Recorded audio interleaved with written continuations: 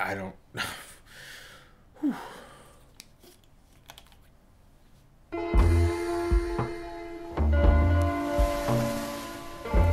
I'm not sure how to begin explaining this one. This is Hotline Miami, and this is Hotline Miami 2, wrong number. Independently created by Jonathan Soderstrom and Dennis Whedon. I gotta start simple here because if I don't take things slowly, I may just lose myself to this ginormous acid trip. Hotline Miami is one of those games. It's set in the 1980s, a time where the drug scene was often made into movie topics. This game takes the worst of the era and makes a video game out of it. You're a guy who wears animal masks and commits mass murder under the vague direction of whoever the hell this is behind the phone. Who knows, it could be more than one person. Maybe a disgruntled disc jockey, or I don't know, maybe the smirking janitors? Stop that. But for what reasons are we brutally murdering all these people? The game sort of tells me mafia wars, but it doesn't explain these group therapy sessions with the chicken, the owl, and the horse head. How many jobs does this guy have? He's a pizza man here, he's a VHS clerk here, now he's dead. I don't know if my character's on drugs or not, but it sure feels like I'm doped up. I'm gonna tell you now, and I honestly feel this isn't a spoiler. It doesn't matter. Nothing matters. Hotline Miami isn't subtle at jabbing people who want coherent stories with their gameplay. And I mean, there's one here, but don't waste your time. It's absolutely meaningless. When I got to the credits, I was half expecting Kefka Palazzo's name to show up as the director. It's just not important to anything. You get a phone call telling the player of the next mission, then you're off to kill more people. You just keep going and going and going until the credits roll, and I figured this was most likely done to emphasize how fucked up life can be when under the influence or getting involved in this sort of shit. And yeah, I can undeniably see that. I'm glad I don't do any of this shit. But how does this make for engaging storytelling in a video game? I don't think I can answer that. I don't think I'm qualified, really. I find it easier to digest mind trips when they're condensed into 2-hour films. Hotline Miami frequently takes me out of the narrative when it's time to go shoot things, so when the next chapter begins, even when I see the timestamp establishing a time and place, I often forget what just happened previously. At the end of it all, I was left wondering, wait, that's it? And wouldn't you know, that's the name of the achievement when you finish the game. You see? They know. Don't stress yourself over it. It's deliberate, but no less confusing. This also sort of goes for Wrong Number, the sequel. Here, everything is told out of sequence, like a Quentin Tarantino film, and if that wasn't specific enough, then think of it like Pulp Fiction, which was directed by Quentin Tarantino. You get control of a few characters this time, and each of them have their own little character arcs, if you can even call them that for some of these guys. But again, this guy can be viewed as the exception. He seems to be the only guy that isn't as fucked in the head as the other guys, and he's easier to connect with because 1, he's not a fucking psychopath, and 2, his job. He's a reporter, and he wants to write a book about the events of the first game. He's making good progress, too. He asks questions that we would probably ask and want answers to, so he's the closest thing we have to an avatar.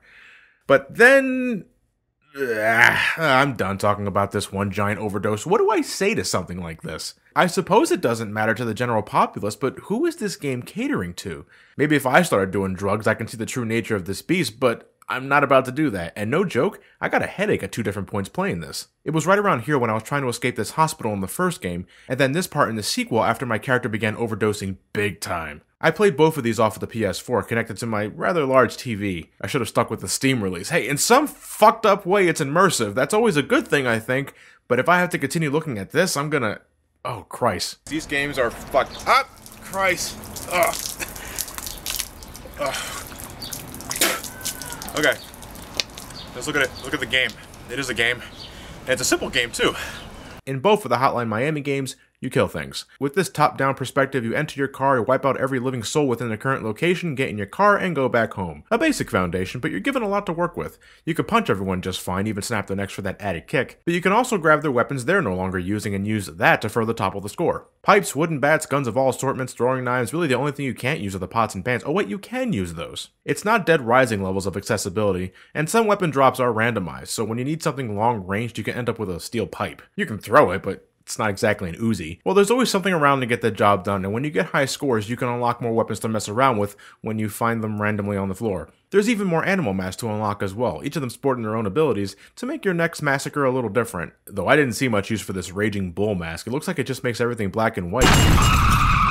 Oh shit! Boy, it's a good thing there's no lives in these games, otherwise I would have called son of a bitch! Wait, goddammit, wait! I'm dying, but I don't know why I found that funny. Why would you make the respawn point where the car runs you over? But yeah, infinite lives, and you need them. These games can be brutal, it all depends on how you play. Are you stealthy? You can play it that way for sure. I think it's mandatory for some of these levels, and if you ask me, it's more satisfying. I play recklessly only when I can get away with it, unless you give me lethal fist and I can't fucking control myself. The enemies have amazing eyesight and hearing, selectively. Further emphasis on selectively. If you're so much in the same room as they are, they'll know. They don't even have to look at you. But they can also be as dumb as rocks, a factor you can exploit. You shoot a gun, attract their attention, and then you just mow them down. They go to the spot that made the sound, not necessarily the source. So when you understand that, they can be no problem. But that won't mean much in the bigger maps where there are little to no places to hide.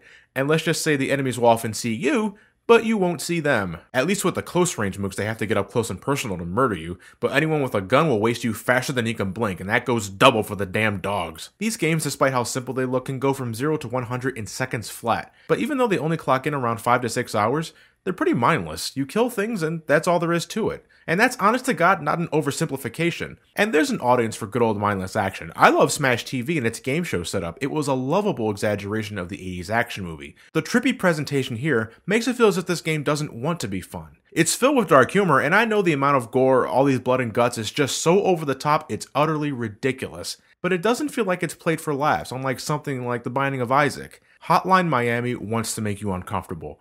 And depending if you like drug films or not, there's a good chance it will. If I were to recommend this to someone, I would only tell them to play it in small spurts, because any longer than an hour, and you may see how repetitive it is. These are better suited for a handheld, so Android users and PlayStation Vita owners are somewhat at an advantage. By the way, the second game assumes you played the first, not because of the plot, but it's a lot harder for one thing. They broadened the level design, making the stealth approach harder to pull off, and it's more difficult to get higher scores. Certainly not beginner friendly compared to how the first game started up, so watch yourself. A phenomenal soundtrack, though, that flawlessly captures the late 80s and early 90s culture, and in my case, it helped ease the pain of the repetitious nature of Hotline Miami. The soundtrack costs as much as the game, that's how much they think it's worth.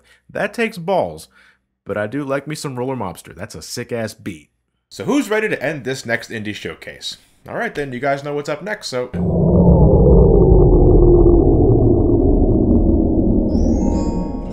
Wait, what? Fucking hell, already? Hey Elliot! Yeah? Five Nights at Freddy's 4 is out! Already working on it. Well, wait for me, goddammit, I'll get the coffee. Okay, well, I guess I'll quickly handle Five Nights at Freddy's 4 first, and then I'll review AVGN Adventures. Elliot, how do I get this thing to stop? End the video. Oh, yeah. Thank you guys for watching, have yourselves a fantastic night, and take care. Oh, for God's sake, it's still going! John, just get in here already. I'm coming.